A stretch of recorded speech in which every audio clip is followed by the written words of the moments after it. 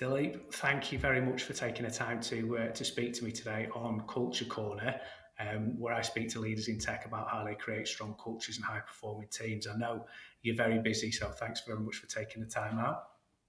Thanks very much for having me, Adrian. So yeah, I'm very excited. Good stuff, good stuff. We're looking forward to our conversation. I think, obviously, we've spoken on a number of occasions now, so we know each other well. I know about your background and experience, but for anybody who's listening that doesn't know you, if you can just give us a bit of an overview of who you are, what you do, and all that kind of good stuff. Of course. So I'm a technology professional. I've got 18 years of technology experience. At the moment, I'm sort of focusing more on sort of aligning people and tech. So I'm strong on commercial and operational skills. And what really matters to me is making sure that you're delivering on those measurable business results, but you're also taking people on a journey. So what type of things really stand out for me is the fact around trust and empowerment and people learning, and it always being about people. So while it's important to get results, and while it's important to really push those deliverable business results, you can actually take people on that journey, and that's what really matters to me. So yeah, that's a bit about me. Perfect. And obviously, by taking people on the journey and looking after people and creating the right culture, you're then almost ensuring you get better results. Exactly. I always say that if you've got an unhappy person and then you've got a happy person, essentially if a person's happy, they're going to do their best work. That they'll be sort of in a position where they're going to challenge. They're going to say, "Can we do this better?" And that's generally what you want in a product based organization. It's thinking about your customers and actually having a team who are happy. Because if you've got a happy team, I always have the mindset that a happy team means that you'll have a happy product at the end of it. Yeah, yeah. And if you have a happy team, do you think that then in turn transitions or resonates through to your end clients and your end customers?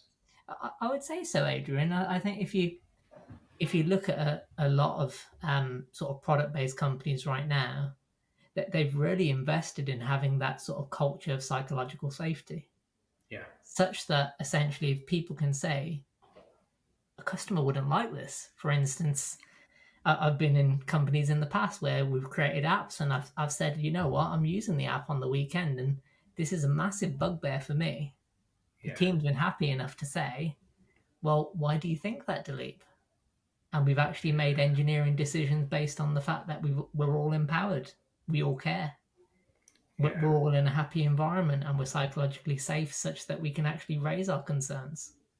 Definitely. And people and you're being listened to is part of it as well, Correct. isn't it? There's no point in Correct. raising concerns and it just washes over somebody. And Yes.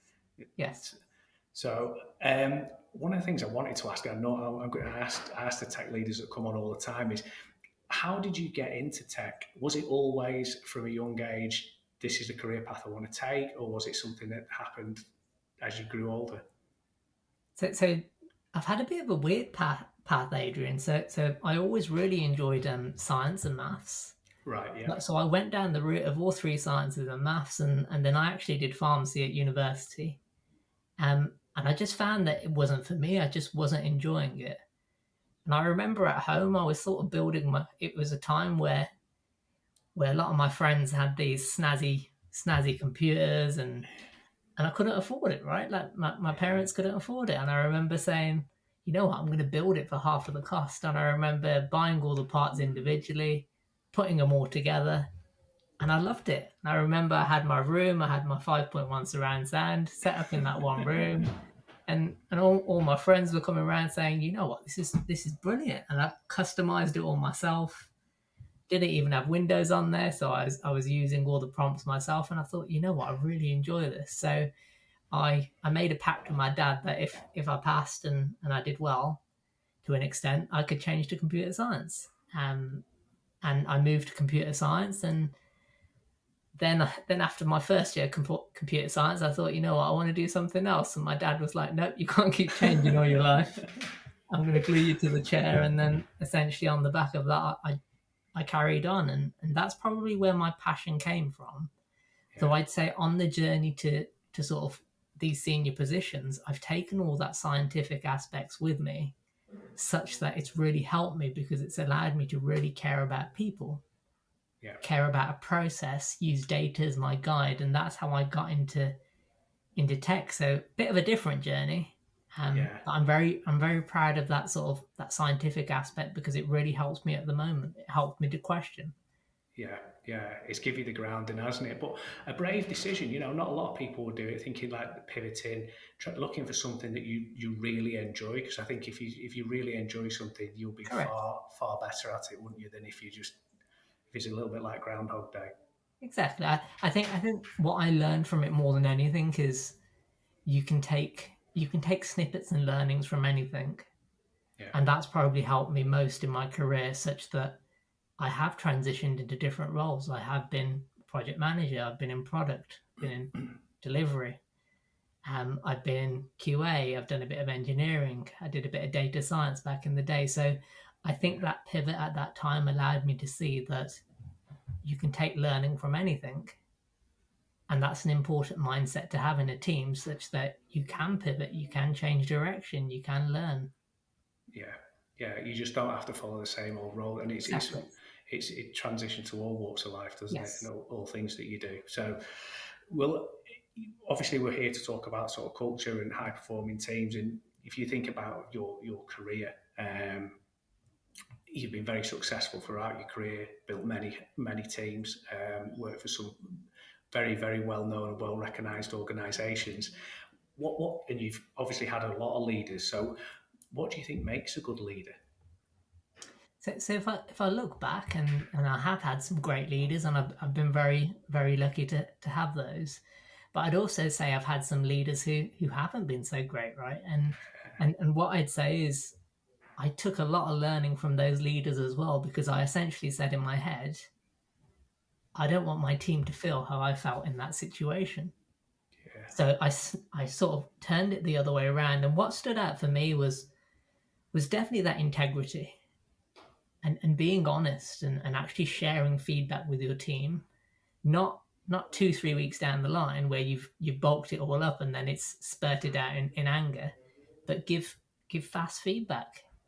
yeah, Give that feedback. Say, explain it. Explain why. Have data to back up your decisions. Don't just say to someone you're rubbish and nothing else. For instance, have empathy in what you're saying, yeah, in terms of understand that a person's performance isn't just based on where they are in the day, what's going on in their personal lives, what's happening outside of yeah, work. So yeah, I think for me, the best leaders for me actually took care to understand me outside of work, be be very open and honest with their communication, and really collaborate in such a way that it's not just chucked onto you, but they actually understand from you, but you're learning something from each other.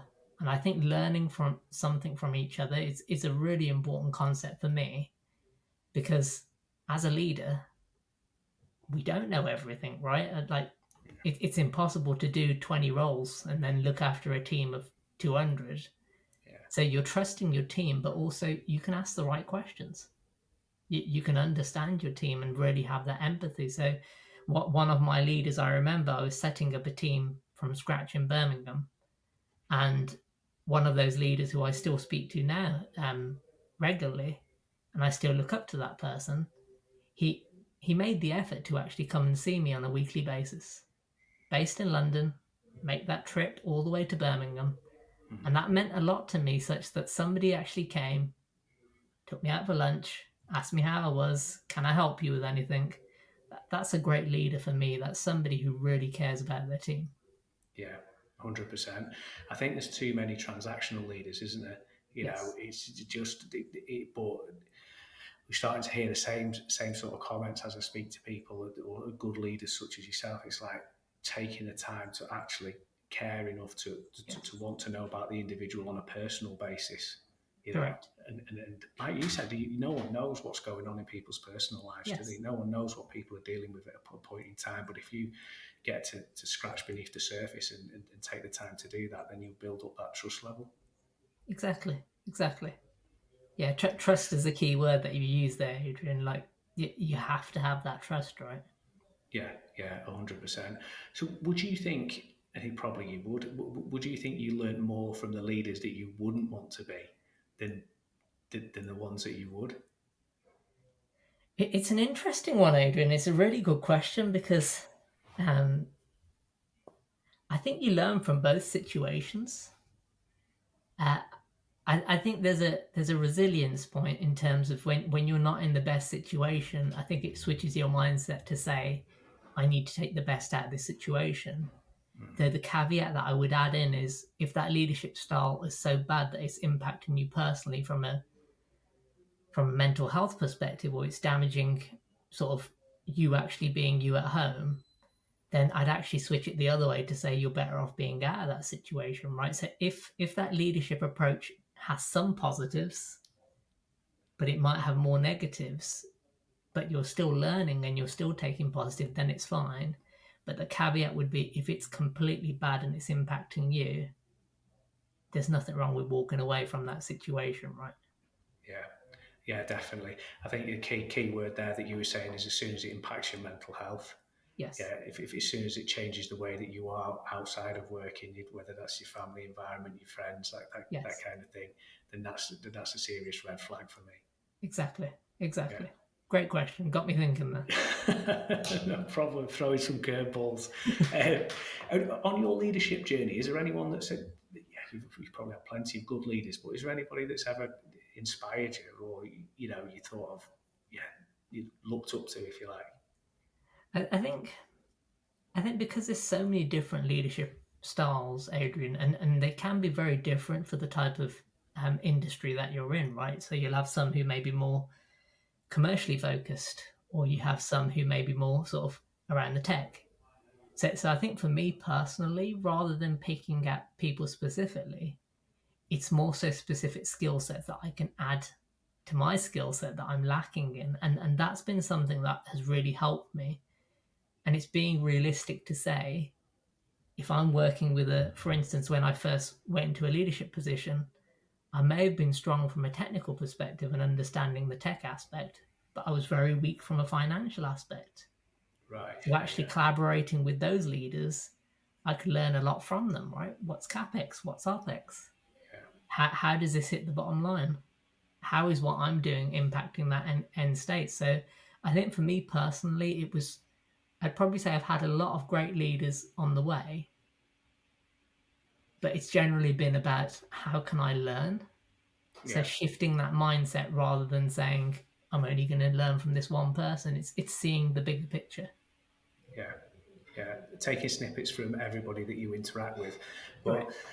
that's credit to you to having the growth mindset. You've got that. You've not got that finite mindset. You've got that growth mindset, where it's continual learning. I want to continually learn. I want to continually get better, and that's what's enabled you to be open and, I suppose, yeah, to be Yes. open and vulnerable enough to take all that information as you interacting with these leaders. Correct. And I'd say it's a bit like a roller coaster, right? There'll be times where you want to take in more learning, so you're really maximizing that potential. But then there's other times where you just need a holiday and you just want to break, so you're not taking in so much. So I'd say there's times where I'm probably more pushing towards taking information in and pushing my career. But then there's also other times where you just want a bit of stability Yeah, and you just want to take those learnings and put them into practice. So I'd say there's different phases in my career. And one thing that I always take away is listen to yourself, listen to yeah, how you're feeling, listen to how your health is, and take that on a journey piece with you. Because when you're at a stage where you can take an additional information, that's where you take the most value. Where there's time where you need to sort of rest and really put those skills into action, that's a different state of mind. yeah, definitely. Somebody was saying to me in the office the other day, you can only read so much, or you can only take on board so much before you need to actually start doing it. That the Correct. best way Correct. to understand it is to actually put things into action and do Yes. something. Yes. Yeah. So yeah, fantastic. And is it? I know you're nowhere near the end of your career yet, but have you? Have you had a major career highlight, a major career success that you think that you'd be proud of so far? So I definitely say setting up a team from scratch at The Economist is definitely that one that I look back. And I remember we scaled from sort of 0 to 100 plus. And I remember when I took the role, we were in a little office, me and a few of my other colleagues and another one of my counterparts who was brilliant, and I learnt loads from him. Um, and I think for me personally at that time, it was just the fact that we could grow the team and actually have a culture such that the culture felt like an extension of home life rather than actually being going into work. So we had writable walls. People used to have lunch together. People used to bring their family. We were playing badminton after work, and it just felt like such a fun time, if that makes sense. Yeah. And the product felt like our product, which sounds a bit odd to say. And I remember when we moved from a physical print to a website and a mobile app, we really cared, right? To the point that I remember people were actually listening to the podcast. They were listening to sort of the audio edition, and they were coming into work saying, "I tried this on my phone, it didn't work. What about our customers?" And there was really that care there. So for me, looking back, just that product mindset from an engineering perspective, it was massive, right? Yeah. And I was there for roughly, I think it was 3 years, but felt like I was there all my life, right? And that for me should be how roles are. And it was a great highlight because it wasn't just me doing a particular role. There was a lot to it, right? For instance, needed a coffee machine, so me and the other leader would go and get a coffee machine. We'd have people coming from London, and we didn't think it was the safest area, so we used to meet people at the train station and make sure we had a bottle of water because they'd have a big walk to the office. So just little things like that. Yeah. Looking back, it felt like buying a new house, right? It was, yeah. I remember if I was in town and I was there with my wife, I'd take my wife to the office Yeah. just to show her. So just that, I think that people-centric approach for a product organization, it was absolutely huge. And yeah, that I look at that time really, really fondly. It sounds like everybody was proud of what they were doing there as well. You know, you're Yeah, taking your family into the office. You're mixing as families in the office. You're using correct. you're using the product at the weekend or in the evenings to see how it works because you're proud of what you're producing. Um, Exactly. yeah, Exactly. And yeah, it makes a massive difference, right? yeah. Oh yeah, yeah, 100%. Because you'll do better work if if you invested in something, won't you? Yes, Definitely. exactly. And how did you? You're obviously growing something from 0 to 130 over a 3 year period. How did you ensure that you retained the culture and you retained that high performing team environment during that journey? So it's an interesting one, and I'd say it was definitely keeping to my morals from a home perspective and taking them forward in that everything that I did and how I acted and how I dealt with situations had to be consistent such that that culture was actually getting stronger over time, right? So I remember one example. Some people needed like one of those bouncy balls to sit on, Oh, and yeah, it would have been good for their health. And I remember I fought really hard for that person to have that bouncy ball. And then there was another situation where people needed standing desks at the time. And they're examples of where a leader can actually fight for something for their team, such that the team know that you're willing to go above and beyond for them. And then when they do their work, they'll do exactly the same, right? They'll have that team ethos. So I think that's the key thing for me, that particular snippets will come up where you can actually invoke the culture. Little things like if the bins needed changing, I'd take the bins out. And it's having that mindset that you're at the same level. And I remember when the office was actually being redesigned, and I remember one of the senior leaders said to me and one of the other leaders in our office, we'll put your office here. And I really liked what one of the other leaders said. He said, no, we're the same as everyone else. We'll sit on the desk with them because we're no hire. We don't have offices here. We don't sit in these separate rooms to say we're better than anyone. We want to sit with everyone because we're one team. And I think those type of little examples really grow the culture. And what I'd say for me is that really helped us to actually scale, because culture was at the heart of what we did, but we also made sure that we pushed that we were on the same level. So little things like asking people how they are, what type of problems are you solving, how can I help you? I remember when I did one-to-ones, and I really pushed this one-to-one approach, which was asking a person between 0 and 5, how happy are you, with 5 being the happiest? And what can I do as your leader to get you to a 5? Now, that may have been things outside of work, right? It may have been non-work related, but that for me really drove the culture. Yeah. It shows that you care, doesn't it? Especially with that. Exactly. Like how happy, how, and to be fair, huge respect for, because you're really asking for feedback there. I mean, you don't know what the feedback's going to be. Yes. It could be something that Yes. that you need to do, or it could be, you just laying your cards on the table, or you said, like, I want to help you, whatever it is. Yes. You're sharing that vulnerability, you're bringing them back on. We're all in it together. What can I do for you? And I think it goes back to, we were mentioning it earlier, it goes back to the trust aspect, doesn't it? And Right. everything seems to be built around that. I love the example of you, right? I might be the CTO, I might be the senior leader here, but I still do the bins. Yeah, exactly. I'll still go and get the coffee. There's no hierarchical pointing, you do this, you do that. Yes. Yes.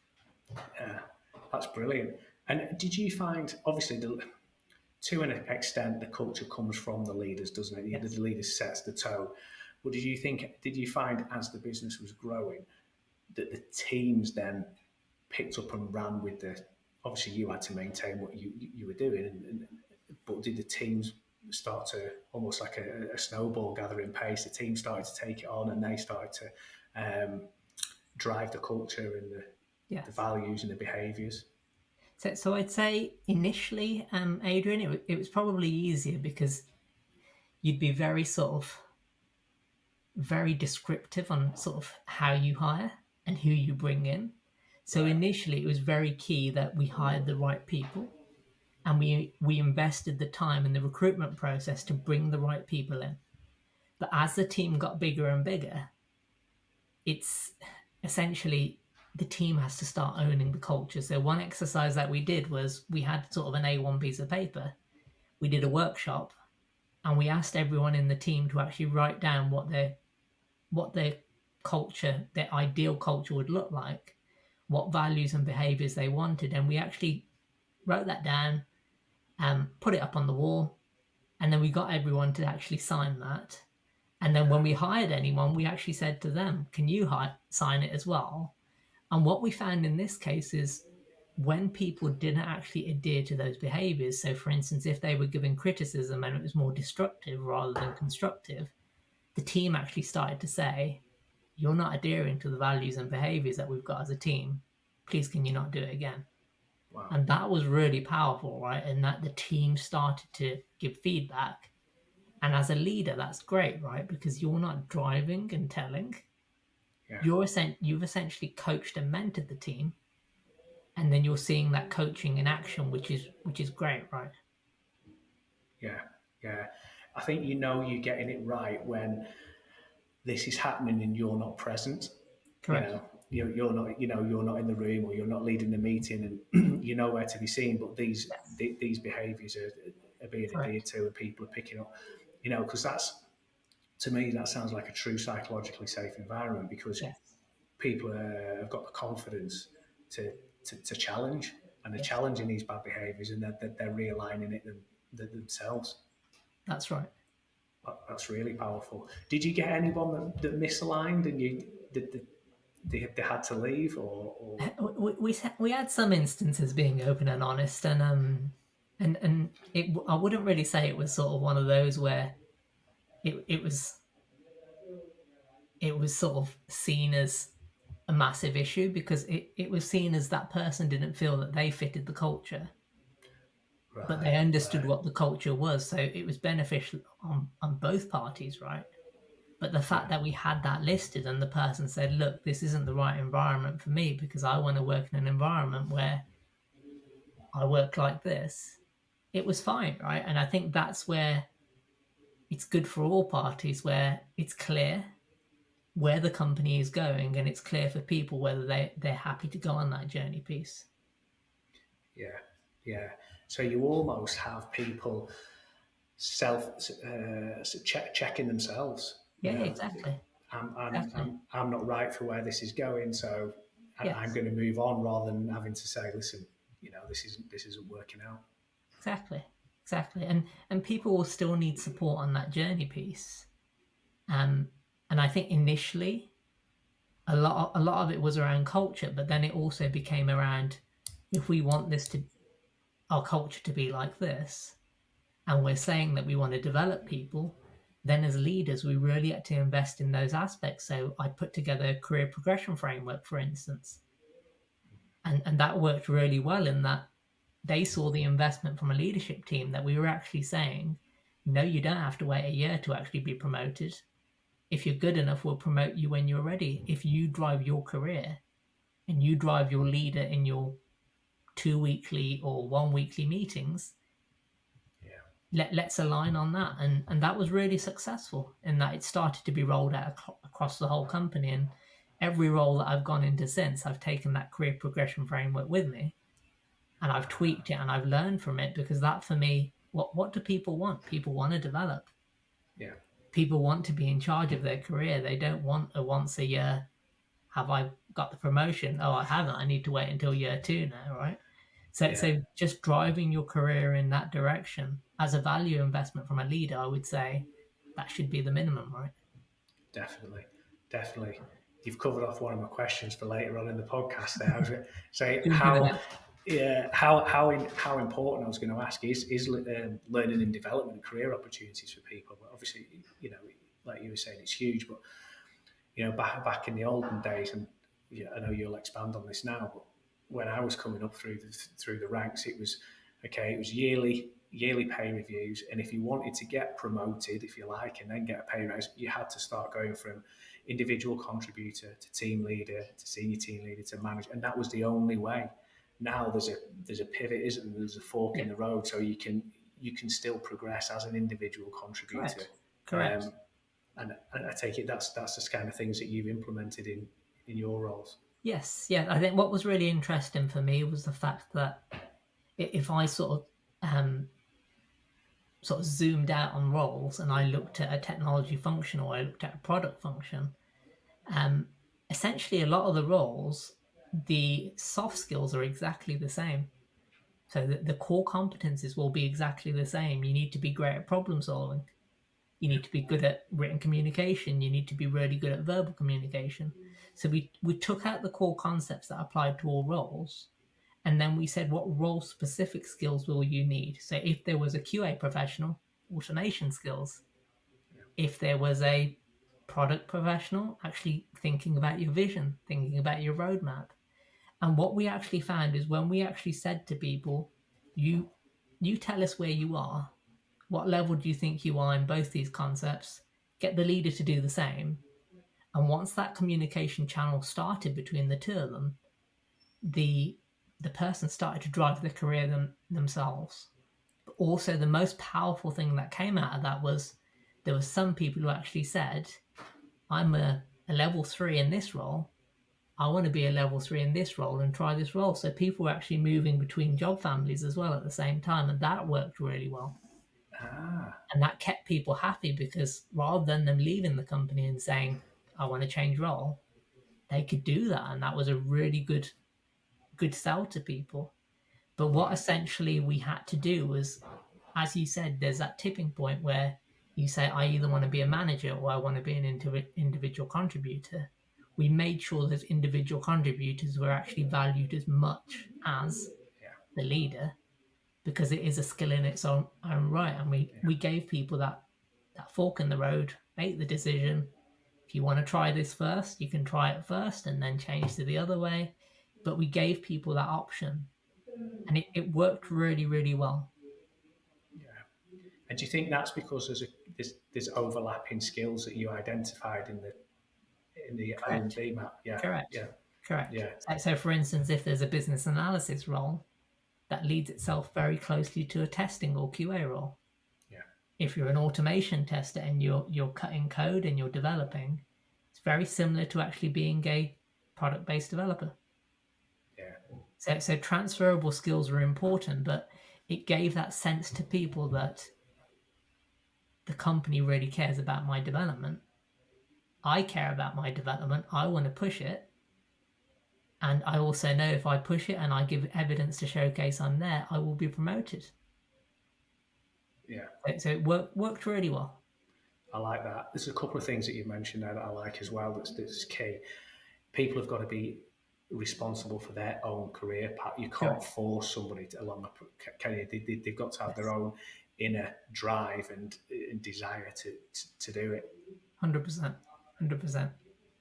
And I think I like where you said, right, okay, where do you, because essentially you're getting that buy-in from the off, aren't you? Like Yes. where do you believe you are on the scale? You're a level 3, for example, Yes. right? Okay, we believe you're a level 2, and then you work through it, or we believe where you say you are. It's getting their buy-in, and I suppose it goes back to clear and transparent communication. This is where you are at the moment, Yes. and Yes. this is where you need to go to achieve the next level. Correct. Correct. And you also know that the person actually fits your culture, because one of the cultural pieces, if I remember right, was actually being humble, Yeah, actually being open to take feedback. And I remember one case, and it makes me smile, where a particular person put themselves at if it goes between 0 and 10, and 10 being sort of the exec, put themselves at 10 for everything, right? So it's a good example of actually you're testing your own culture, you're yeah, testing your values and behaviors, and you're actually seeing, have I got a person who's open to feedback, or have I essentially got a person who always thinks that they are a 10, right? yeah, yeah, yeah. And then you've probably got the wrong person on the bus, haven't you? And that's Correct. Correct. and that's the thing. And one of the things I was going to ask you is obviously you scaled sizably 0 to 130, I think 150. You said I suppose you're going to find people that bought into the vision at the start when they were maybe number 1 or number 5, but as you got to 75, 100, they were thinking, this isn't the organisation that I joined, and I want to get off the bus. I'm not right for it. So was there certain stages of growth where you had to pivot slightly or make allowances for things like that? If I think back, I don't think that there was actually many people who actually got off the bus per se. Right. Though what I would say as leaders may have helped that is when particular people actually left and got a role that was right for them, and actually they saw that as a major win for them personally, we celebrated that success. And Yeah. maybe that was a reason that people felt that essentially, if I can keep learning, I can do exactly the same. And we kept that relationship, and I've still got that close relationship with people. And it's been exactly the same in any role that I've gone in, where it's my role as a leader to help people to be the best possible version of themselves. Yeah. It's not my job to actually glue them on a chair and essentially say, you've got 10 years service, give Dileep a pat on the back, right? That's not my role. And I think that's key as a leader, right? It's actually, how can I help you to be the best possible version of yourself? Yeah. Yeah. And someone was telling me if you do a good job, you will find that you upskill people to a point that they will leave. They Yes. will leave because they're Yes. growing. They want to take something. They take up another opportunity, or they move on to better roles or Yes. more senior roles. And it's not to take that personally. I know No, some no. people take it personally. You see that as an achievement, and you've done your job, and you've done the right thing by that person. Correct. Correct. It's interesting and complex at the same time. And I think on the learning and development opportunities, did you find that you had to provide multiple options to people? So some people prefer mentoring, some people prefer external courses, some people just, I suppose, going on and doing their own research themselves. Did you have to throw up alternative options for people? So it's an interesting one, and I think that's something where initially it was more hands on the ground, because you had to really push the success values, right? So you had to really showcase that the company investment in the center of excellence essentially meant that they were getting what they need out of it, right? Yeah. And then once that started to show the success, it was working out what type of training needs would actually help. And now we were lucky we had a great sort of training department. Right. But what I'd say as a team is what has probably added the most value in my career since probably the start is sort of the value of coaching and mentoring, and actually not giving people the answer, but helping them to actually go on the journey to actually learn themselves, because then that's transferable, then that's powerful, right? Yeah. And I think that's the important thing that I definitely say. It's that mentorship piece. And I've really enjoyed that mentoring and coaching, and I've been doing it in the university environment. I've been mentoring students who are doing sort of computer science, or I've been mentoring master's students, or if I'm giving advisory to other companies, or when I set my own business up, working as a fractional CTO. It's making sure as a technology professional, I'm not just giving the answer, because my answer may be me doing the role 5-10 years ago. Yeah. Everything moves on quite quickly, right? So that coaching mindset for me is probably the best form of training that I'd recommend to anyone, such that if somebody can help you to actually go on a journey, that journey piece is then transferable to other areas. Yeah. And you're more likely to remember it, aren't you? You're more likely to Correct. learn it and for it to stick. Correct. It is very, very easy to give somebody if especially if you're in a high pressured situation or you're very Correct. busy, and Dileep asks Adrian something and I just rattle off the answer. Well, it's Yes. not really helping you, is it? Whereas No. if you take the coaching approach and you come up with the answer yourself, or the right solution, then that's Yes. far better for both parties. Great. So, how would you describe your leadership style? What would you do as a leader? What's your style? So I'd say I try to keep it as people centric as possible. So what's important for me, like I said before about sort of the scoring system, how do you feel between 0 and 5, with 5 being the happiest? How can I help you as a leader to get to 5? So Yeah. it's actually taking a step back and actually having empathy. Yeah. Feedback for me, how I prefer it, I prefer feedback constantly, but I do like it to be backed up by data. So I try to do exactly the same with my team. But ultimately, it's all about trust, right? It's about understanding the person. It's about understanding how you can support them. And it's seeing them as a person, not as a resource.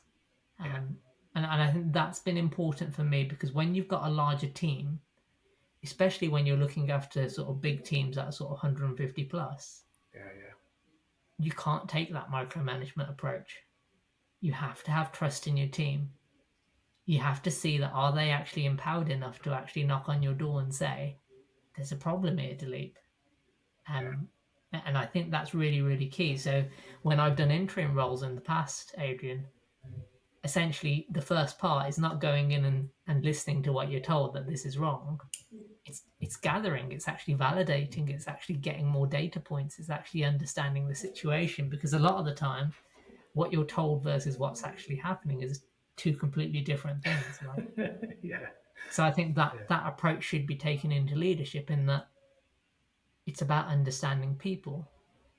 And when there's normally that bias that this person's not doing great or this person's not performing, I would actually counter that to say, as a leader, what have you done to support them? What do you understand? What's the why here? Are they having problems outside of work? Have they been given necessary training? Are they getting all the support they need? Have they been empowered enough to actually tell you that they're struggling and that they don't understand, or are they just going ahead? So I think a lot of the time, a lot of the situation is not perform and get rid. But I think that should be shifted the other way to be, what can a leader do better to make sure that the team is in an environment that they can succeed? I love that. Someone coming to you saying, "Oh, we've got a problem with Adrian X, Y, and Z," and you say, "Well, what have you done to support? What have you done to support them? Yes. Why are they struggling?" Flip it on its head. Correct. And I think there's a lot of times in life, Adrian, where we can actually bring our bias. Yeah. And I make that Yeah. mistake myself, right? So a Yeah. lot of the time it's trying to pull myself back out to say, am I asking the right questions? Have I got all the information that I need? Yeah. Yeah, definitely. Definitely. You mentioned something there, and I was going to ask you about it's empathy. Um, Empathy and emotional intelligence.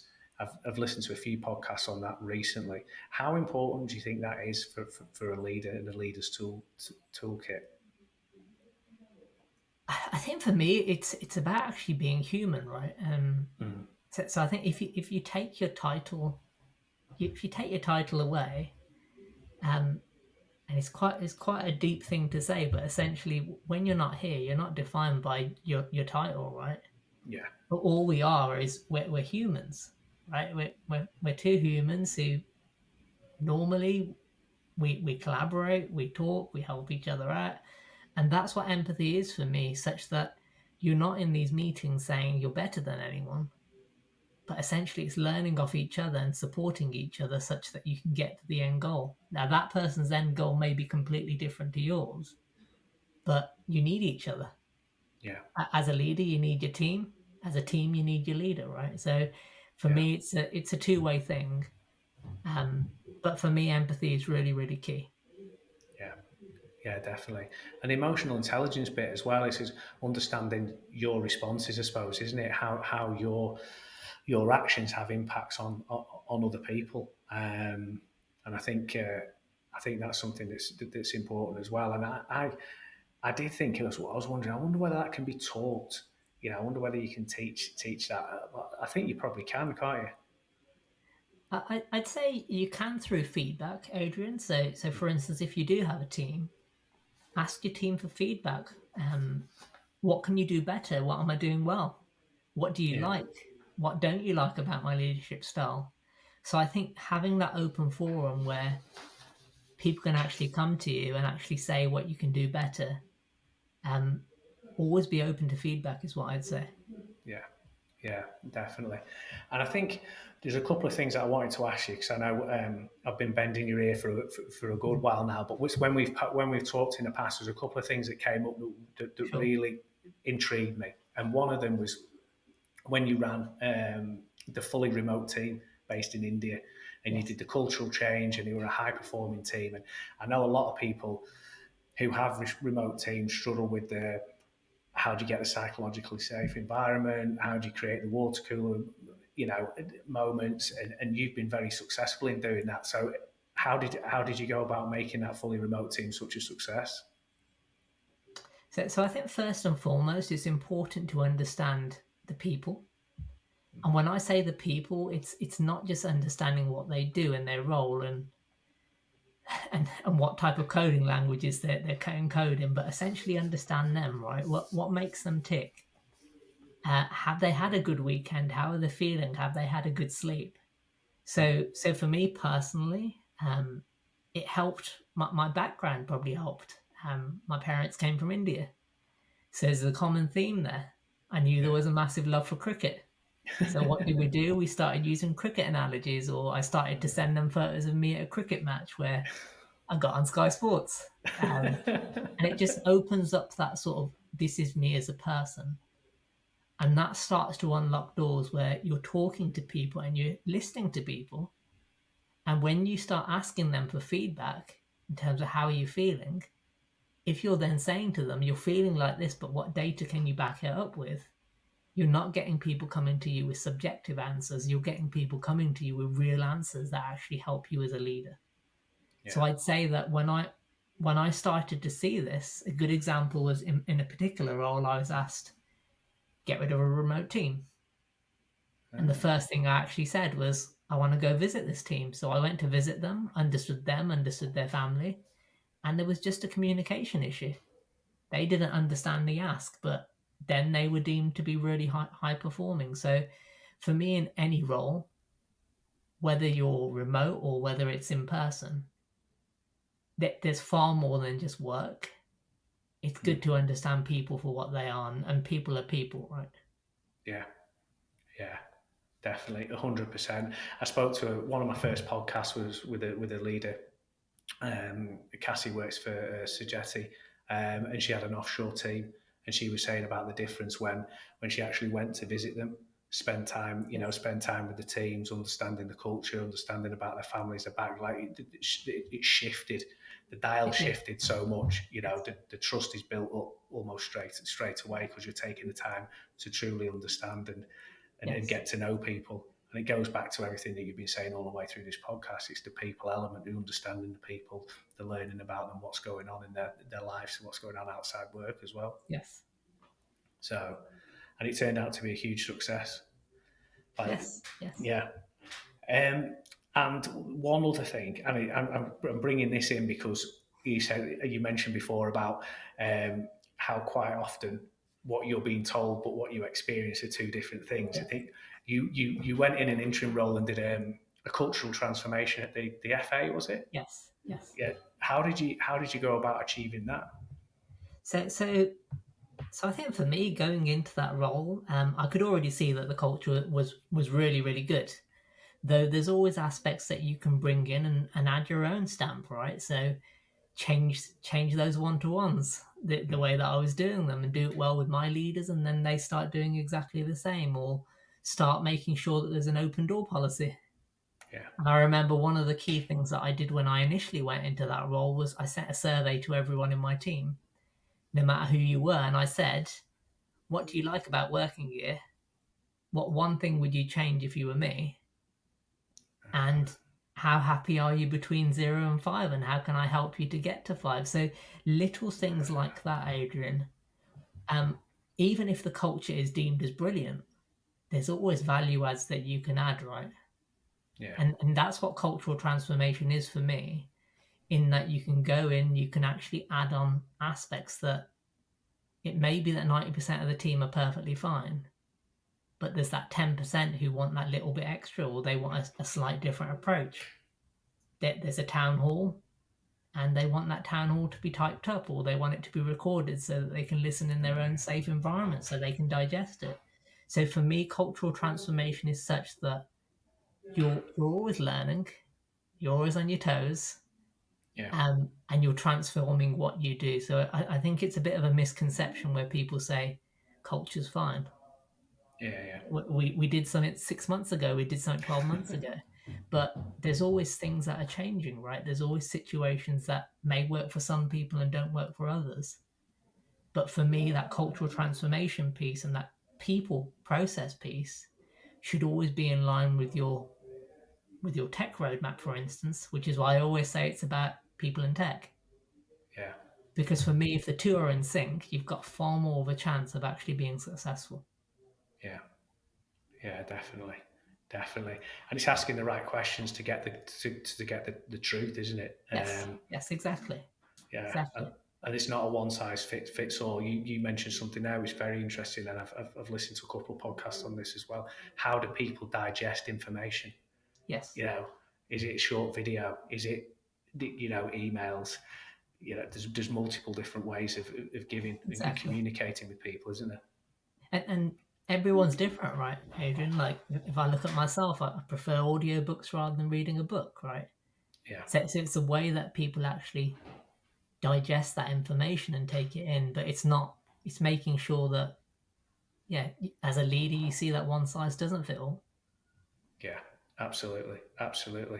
Last couple of questions before I wrap up. Sure. Sure. One of the, I know one of the things from speaking to you is, that you were very big on is behaviours and values based hiring. Yeah. Why is that, and what are the? I've got a good idea about it, but why is it, and what are the benefits and values to it, if you like?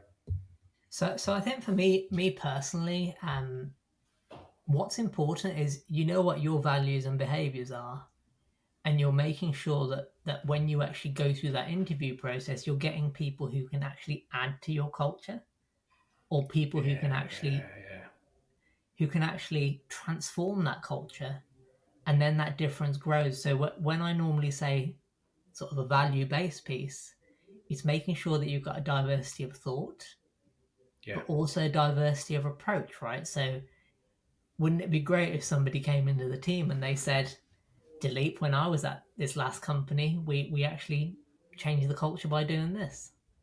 And as Yeah, leaders, that's something that we should be open to do and be open to learn. So that for me is very, very key, that it's not such that I hired a person 10 years ago and I want exactly the same person.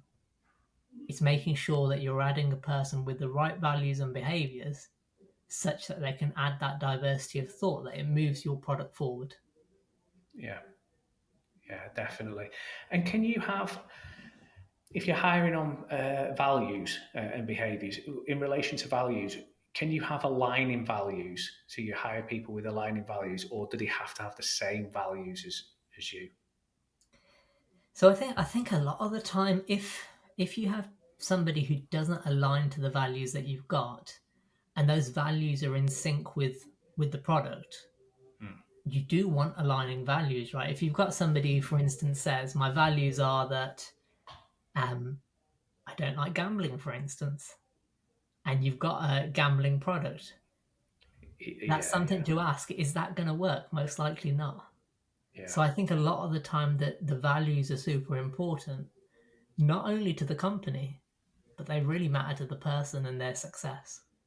yeah, yeah, 100%. Thank you very much for that. One final thing that I wanted to mention, because I know as a leader you're very, very keen on giving back into the Sure. community. So since we last spoke, just what have you been up to? Trying to think there. So I've been writing articles for Forbes. I've been contributing there. I've been helping Harvard Business Review as an advisor, Oh, nice. supporting them and some of their content. I've been doing some podcasts on artificial intelligence. I did another podcast on high performing teams. Um, and over the weekend, I was sorting out becoming a mentor for my university that I went to. So I'll be helping a student and sort of mentoring and coaching them on computer science. So Oh, looking forward fantastic. to that. So it's been a busy few weeks, but it's always rewarding, right? If you can help Yeah, people, it's yeah, you sleep better at night. definitely, definitely. It's important to give back as well, without a shadow of a doubt. And I might be making this up, but did you also get involved with helping coding? Was it people new into tech or new coding? Yes, School of Code, School Yeah. of Code. So that's yeah, that's a sort of an initiative that's very close to my heart. So I've been delivering some talks to them, and yeah, that's been something that I've taken on my career journey with me. And it's always rewarding seeing people getting into tech and actually supporting them on the journey piece. Fantastic, fantastic. Credit to you to take time out to give back. It is, as I said, so important. Well, Dileep, thank you so much. I know you're a very, very busy leader, so thank you very much for taking the time to speak to me today. I've really enjoyed having you on the podcast, and we've got some cracking information there. So thank you very much. Thank you, Adrian, and thanks again for the opportunity. I really enjoyed it. No problem.